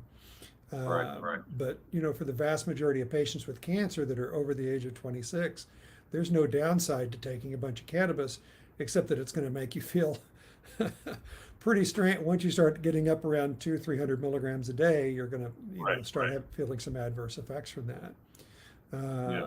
But cannabinoids are not going to kill your own natural cells. They just enhance them. But some of the cannabinoids just go right after cancer cells. There's a doctor out in a PhD out in Israel, Dr. Didi Meiri, who's done some incredible research, preclinical, mostly culture tissues and test tubes and dishes, showing what combinations of cannabinoids fight which cancers. He published a paper about 2 years ago. It was really hard to decipher, but when you drill down to it and you look at, if I had a patient come to me with glioblastoma multiforme, I would say, so let's try you on fairly high doses of THC, CBD, and CBG because of the results of this paper that Dr. Meiri did. But again, he only tried it against about 12 different cancer lines. But you get glimpses into things like uh, two of the cell lines were breast cancer. And there are several different types of breast cancer. The effects of the cannabinoids against the ER positive were pretty good. I'm sorry, the triple negative were pretty good, but the breast cancer line that was ER positive, it didn't do very well against. So, to have those kind of insights into different kinds of cancer and the different cannabinoids that can fight that, we have the technology now. We just don't have the backing. To do those studies requires tens, if not hundreds of millions of dollars. The only one that can afford to do that's the federal government or the pharmaceutical companies, and neither of them are interested. Well, the pharmaceutical industry probably, because it could end up impacting their ability to make profits off of medications in the future. Well, yeah, it's very difficult for them to, they'll say, well, we found this strain that cures pancreas cancer, and the patients are going to start growing it in their backyard. Yeah, and that will not do. So they're not going to invest $100 million into that study if they can't patent something and say we have this unique,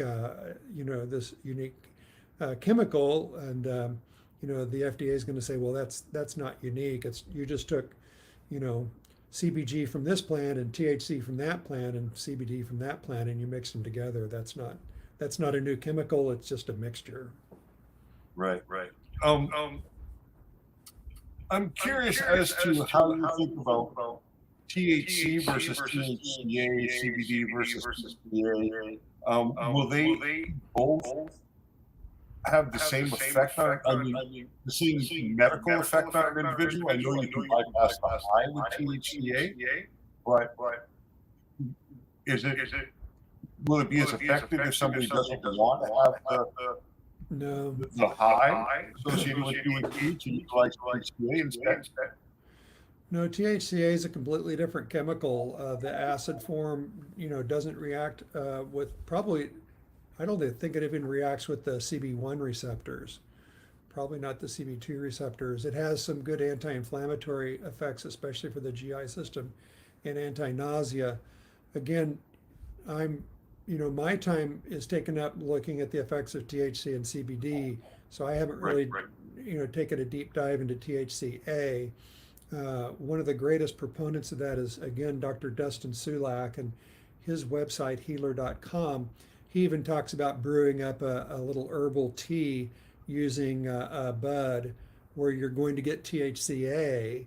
And for some of my patients with GI symptoms who can't use THC in the morning because they have to drive and go to work and such, I'll recommend to them, well, start off your day, just take a pinch about the size of a pea off of some bud, put that in a cup, pour hot water, let it steep for a good 5 to 10 minutes or so, and then drink that.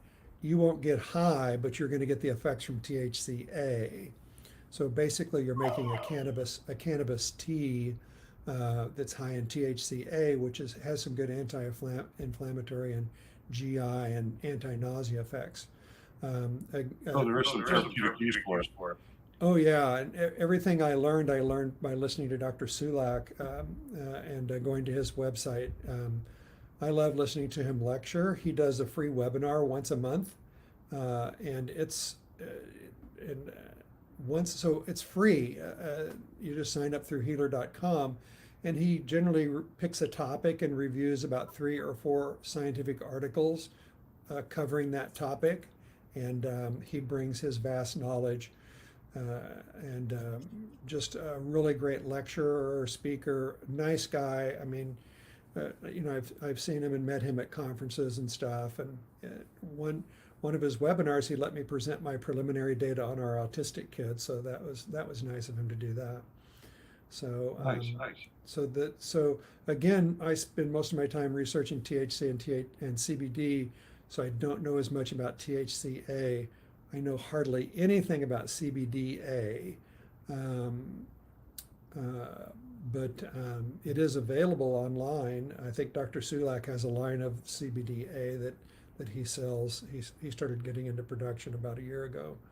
But there are some good properties there, and I do recommend THCA in that method by brewing up some herbal tea in the morning and starting off your day.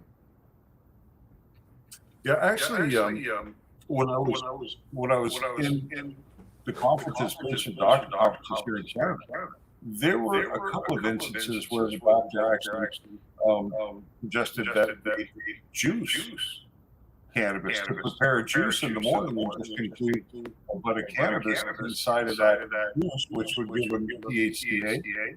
The same way, right? Because there's no heating process going on. There's a very small amount of THC, but the conversion rate. So, especially with fresh plant material. So, yeah, I'd never heard of that approach, but yes, you would get THCA that way. Yeah. It's very interesting.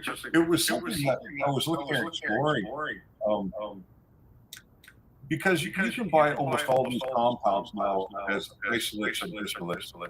And you can source terpenes and all these sort of things. I'm just wondering if there's a way to custom design preparation now, like nano-emulsified preparations that mimics specific strains, so people could actually make these preparations themselves at home at a fraction of the cost of the cost of the little dispensaries, by simply being able to obtain the certificate of analysis of the specific strain and doing the recombination themselves. Is that something you've ever considered or thought about? Or? So I've given it some thought, but I've not done a deep dive into it. Again, looking at terpenes, which are fascinating. I've not really done much searching into the exact mechanism of action of the terpenes. How does the addition of myrcene make this strain an indica?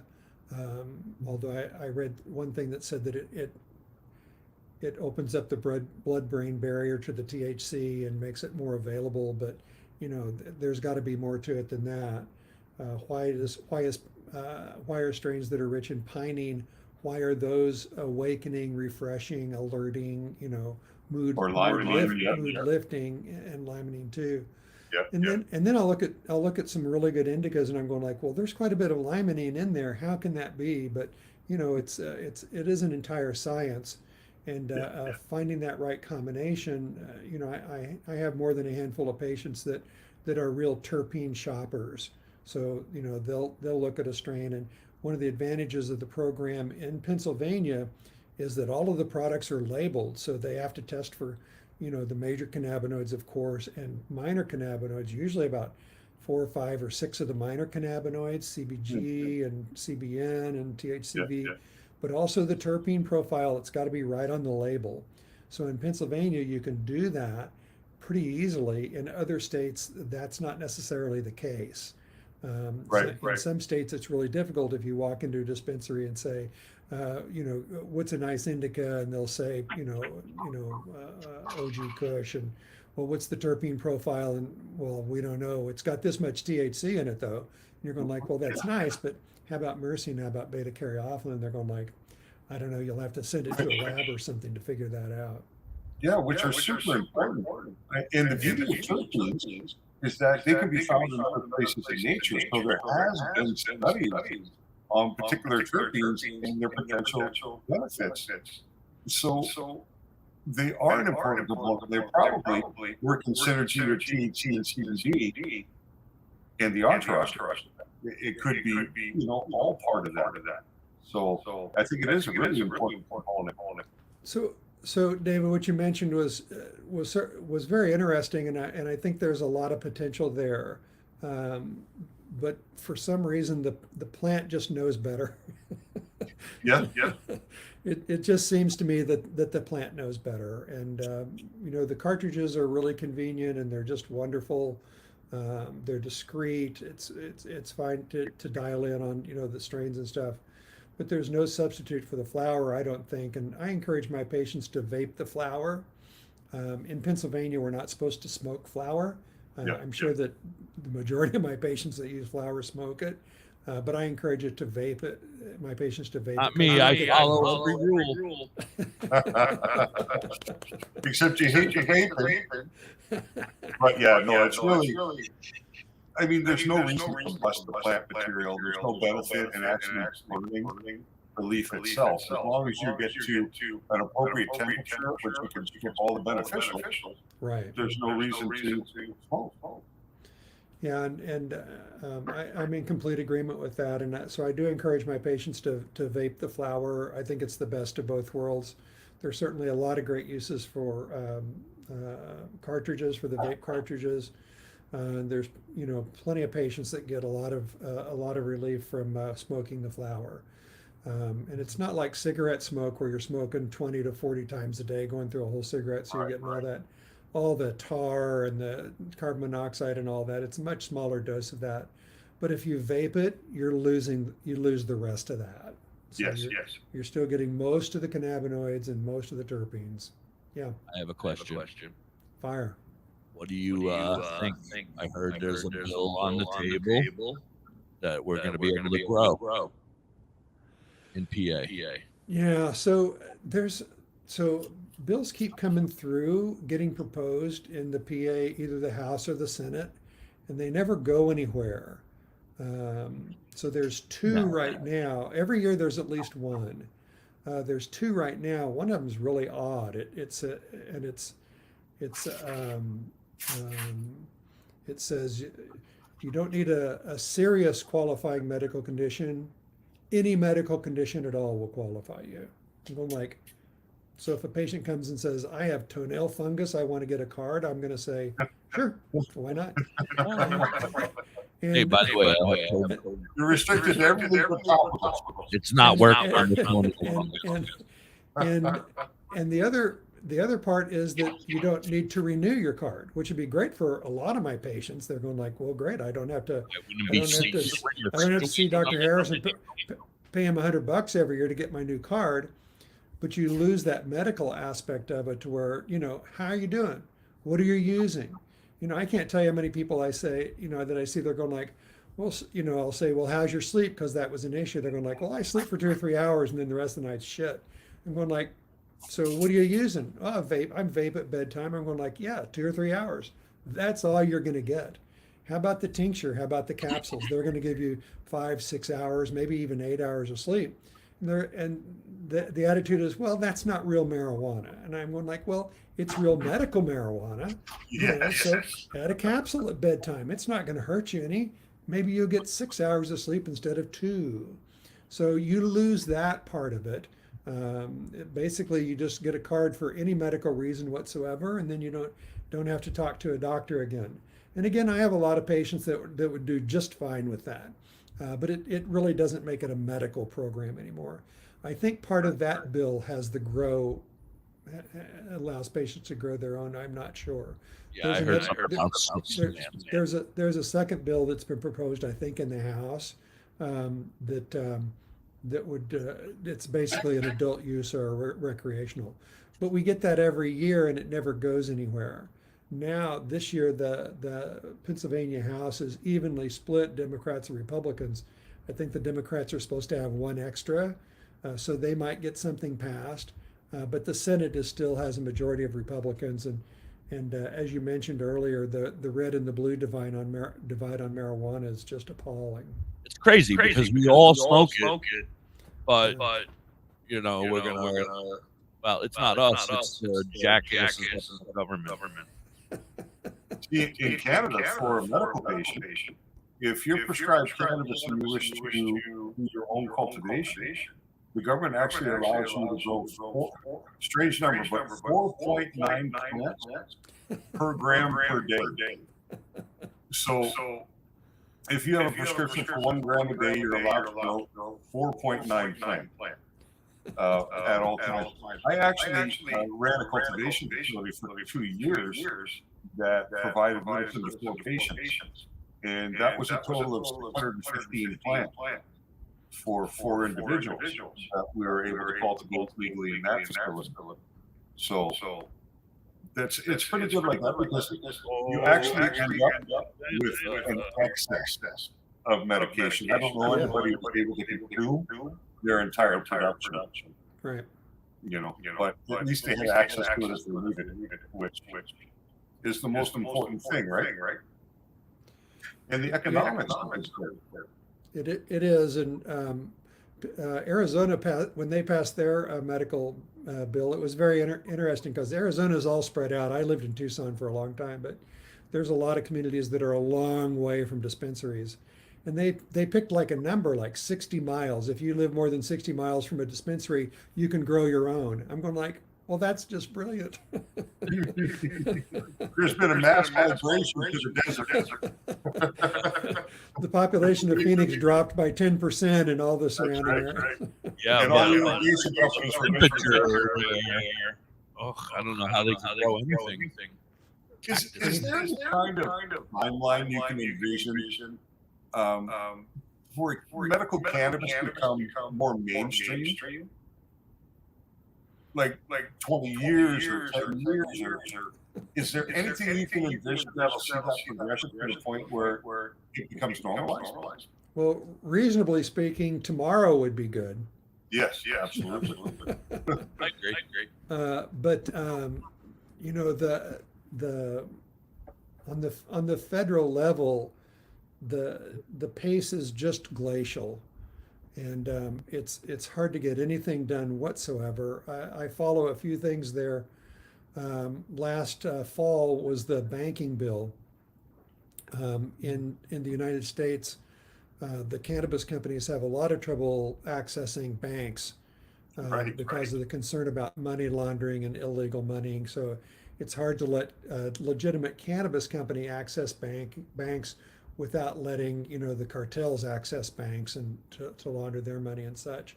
But there was a reasonable banking bill that made it through the House and was in the Senate, and it was a timeline. It was a time crunch. It was coming down to December. The Senate only had a few sessions left, and the head of the Senate kept saying, "We're going to bring this bill in. We're going to bring this bill. We're going to get it passed. We have the votes." And the stock prices of the American cannabis companies were going up and up and up and up and up. And then it came down to it, and he couldn't get it attached to anything. And the Republicans were saying, "You can put it up, but you don't have the votes for it." And so it never even got presented for a vote. And all of the American cannabis companies, their stocks dropped by 50% or more.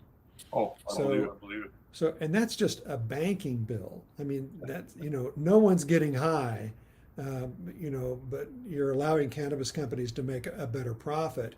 And licensed. Yeah, licensed companies, that's if right. they're responsible enough to obtain a license from the jurisdiction in which they operate, it would be natural to assume that they're responsible enough to conduct their banking in a proper way. Yeah, So instead of dealing with so much cash, which is difficult, it's a problem. dangerous Yeah, and dangerous. in this day and age, right? Where the economy is what it is, and people are struggling. Places that have a lot of cash on hand are potentially Well, targets it for is 2:05, and I'm sure Dr. Harris has patience. Yes. I can't thank you enough, Dr. Harris. Yeah, it's been a great day. I'm going to let him talk. How did I do? You did great. This was great. Awesome. It's I a, had a lot of fun. I'm so sad that it was so echoey. I'm sorry, I don't know. Apparently something with my setup. I don't know. I don't know.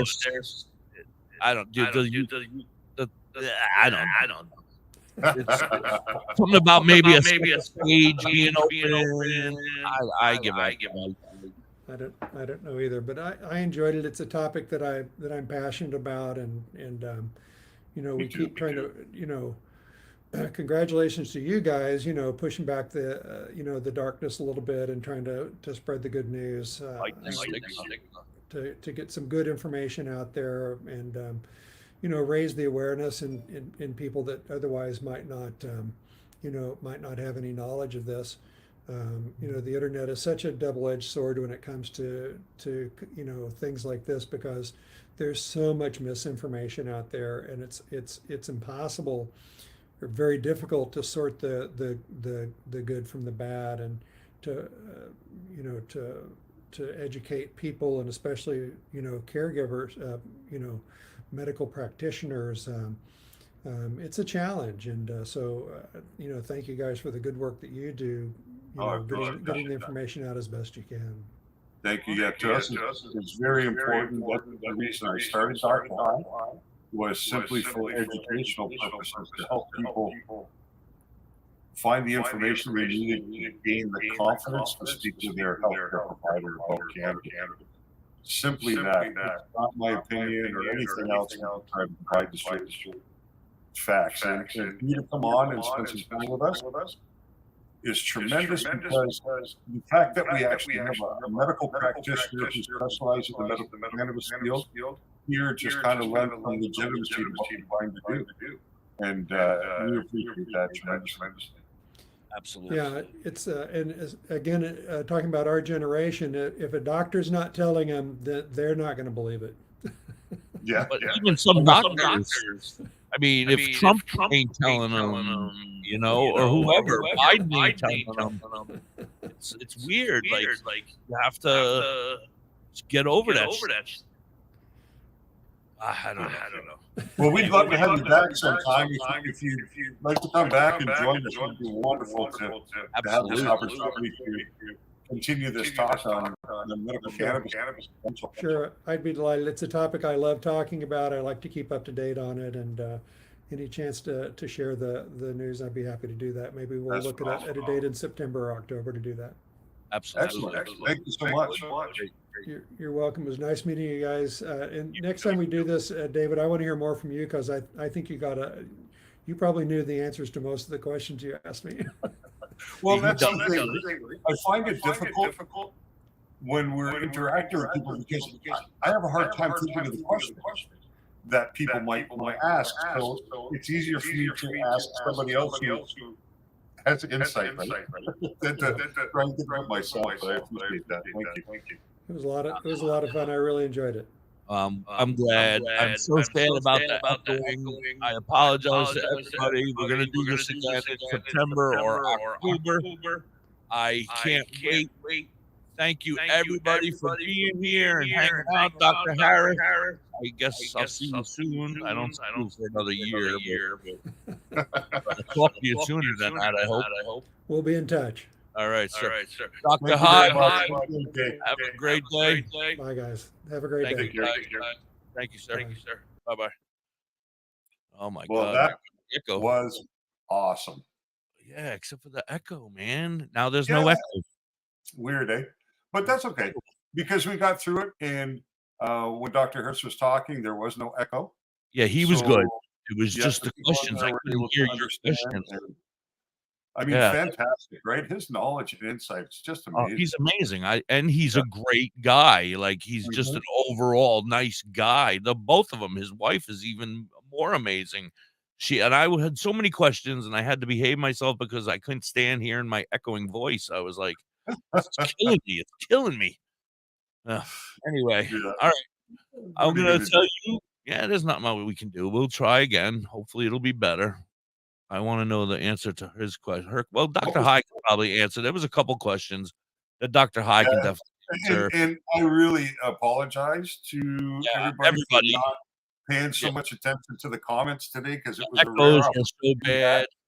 And I was just hoping to be able to pull out information from Dr. Harris that people out there listening would have some benefit from hearing, right?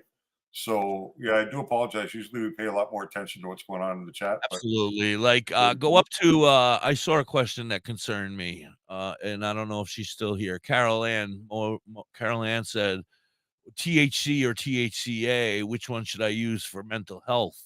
And I mean, that's not something. Well, according to what Dr. Harris said, that the THCA doesn't respond the same way as THC, and has more of a beneficial potential when it comes to dealing with inflammation more so than the mental health side. So the THC would have been what he was talking about when he was talking about for schizophrenics and for autistic people. And we touched a little bit on ADD and ADHD, which he hadn't done much research on or had the opportunity to read a lot of papers on, but suspected the potential benefit could be there for that also. But the THC would be, I think, where you'd want to go there, Caroline. Yeah. And Kelly wants to know if there's been any studies on pregnancy and women smoking during pregnant.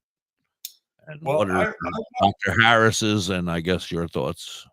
Yeah, I've not read a specific study about THC in pregnancy, but what I've seen is plenty of information about THC in developing minds of children.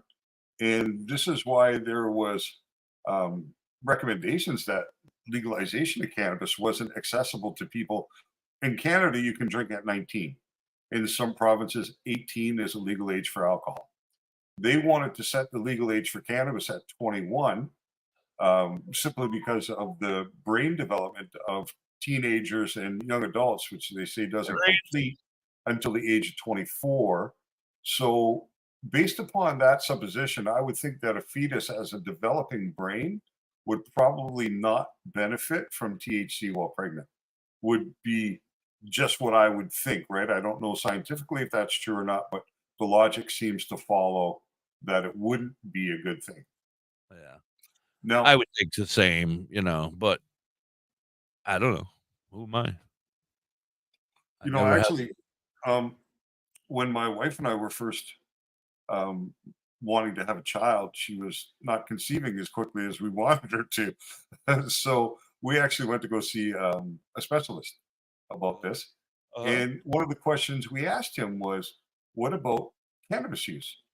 Could that be interfering with the ability to conceive? And he said, don't worry about cannabis use until you know that you're pregnant, and then stop. Once you know you're pregnant, then discontinue your use. But until that time, he didn't see that there was any issue. And he was actually from Holland. So the Netherlands, where cannabis is more commonly used. So, but that was his advice to us at the time. Yeah.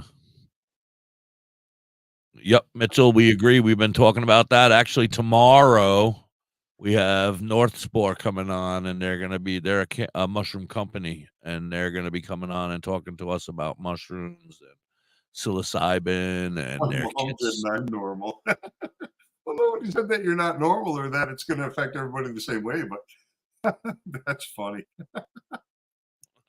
She's not normal either.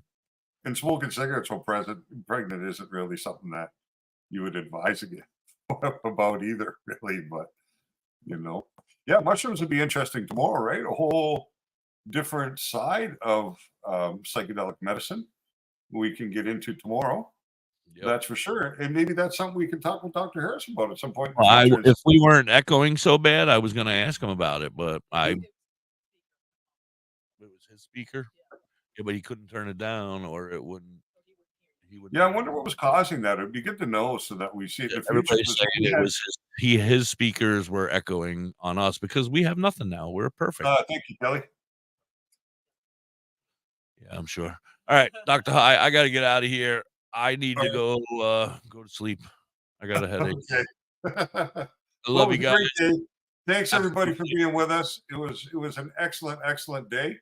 And if you have any questions from today's show, if you hold them over until tomorrow, we'll address them the best that we can without the doctor's benefit. But and we might not want to do that with the mushroom guy. Oh, he might. That's right. Yeah. You're talking about mushrooms, not your damn medical. And we'll have the fun guy with us tomorrow too, right? 2:16 in the morning in the Philippines. Woo woo! Welcome in, Kelly. Thank you for being here. Thanks for being up. Yeah. All right, dude. I will see you tomorrow. All right. See you tomorrow at noon. Have a great day. All right. Thanks, peace. everybody. Have a good day. Peace. Peace, everybody. Much love.